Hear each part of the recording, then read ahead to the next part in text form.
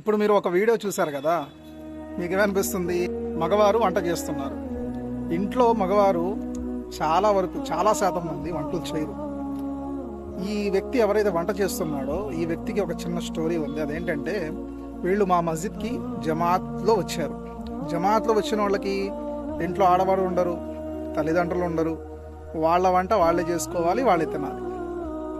ఈ సంఘటన చూసిన తర్వాత నాకు ఒక ఆలోచన వచ్చింది, నిజమైన సంఘటన గుర్తొచ్చింది. ఆ సంఘటన మీతో పంచుకుందామని చెప్పి ఈ వీడియో చేస్తున్నా.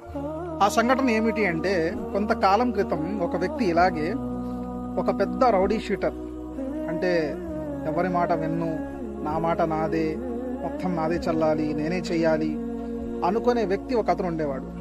ఆ వ్యక్తిని ఇలాగే జమాత్ వారు వచ్చి అతనితో మాట్లాడి జమాత్లు తీసుకెళ్లారు. ఆ వ్యక్తి కొంతకాలం తర్వాత జమాత్లో అతని యొక్క నడవడిక మార్చుకున్నాడు, జమాత్లో కలవడం మొదలుపెట్టాడు. ఒకరోజు ఏమైందంటే, అతనికి కూడా వన్డే యొక్క అవకాశం వచ్చింది. అంటే జమాత్లో ఎంతమంది అయితే ఉంటారో ఒక్కొక్క రోజు ఒక్కొక్కరికి ఆ వన్డే బాధ్యత అనేది ఇస్తూ ఉంటారు అనమాట. ఏ వ్యక్తి అయితే ఒకప్పుడు రౌడీ షీటర్గా ఉన్నాడో ఆ వ్యక్తికి కూడా వన్డే యొక్క అవకాశం వచ్చింది. ఆ వ్యక్తి వంట చేశాడు. వంట చేసిన తర్వాత భోజనానికి అందరూ కూర్చున్నారు. అందరూ కూర్చున్న తర్వాత, నేను వంట వండాను కదా, ఆ వంట ఎలా ఉంది అని చెప్పి ప్రతి ఒక్కరు కూడా నోరు మెదపకుండా చాలా శుభ్రంగా ఉంది, చాలా బాగుంది అని చెప్పి నోరు మెదపకుండా మొత్తం తినేసి వెళ్ళిపోయారు.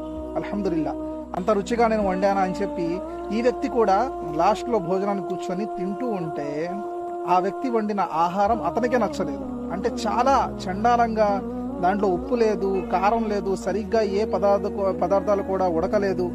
అలాంటి వంట అతను చేశాడు. కానీ జమాత్ వారందరూ కూడా ఏమన్నారు, భయ్ చాలా బాగుంది, చాలా శుభ్రంగా ఉంది, చాలా రుచిగా ఉంది అని చెప్పి అందరూ కూడా పొగుడుతూ మరీ తిన్నారు. ఏ వ్యక్తి అయితే ఒకప్పుడు రౌడీ షూటర్ గా ఉన్నాడో, అందరూ బాగుంది బాగుంది అని చెప్పి తిన్నారో, ఆ వ్యక్తికి ఒక ఆలోచన వచ్చింది.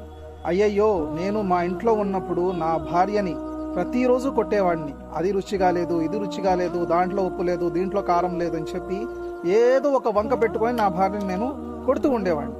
కానీ ఈ రోజు నాకు ఒక మంచి విధానం, ఒక మంచి పద్ధతి ఏం తెలిసిందంటే, భోజనంలో ఎటువంటి లోపం అనేది వెతకూడదు. ప్రతిదీ కూడా అల్లాహు తాలా మనకిచ్చిన ఆహారం, ఈ మెతుకు పైన మన యొక్క పేరు రాసి ఉంటుంది, దాన్ని గౌరవించాలి. ఆ వ్యక్తి పశ్చాత్తాపం అనేది పడ్డాడు. అందుకని నా ప్రేమ సోదర మహాశివులారా, మామూలు సమయంలో తన భార్యను కొట్టేవాడు, తన భార్య రుచిగా వండలేదని చెప్పి ఎంతో ఇబ్బంది పెట్టేవాడు. కానీ అతను వంతు వచ్చిన తర్వాత అతనికి అర్థమైంది, భార్య యొక్క గొప్పతనం ఏమిటి, ఆహారం యొక్క గొప్పతనం ఏమిటి, అలాగే అల్లాహ్ యొక్క మార్గంలో వెళ్ళిన తర్వాత అతను నేర్చుకున్న జ్ఞానం ఏమిటి.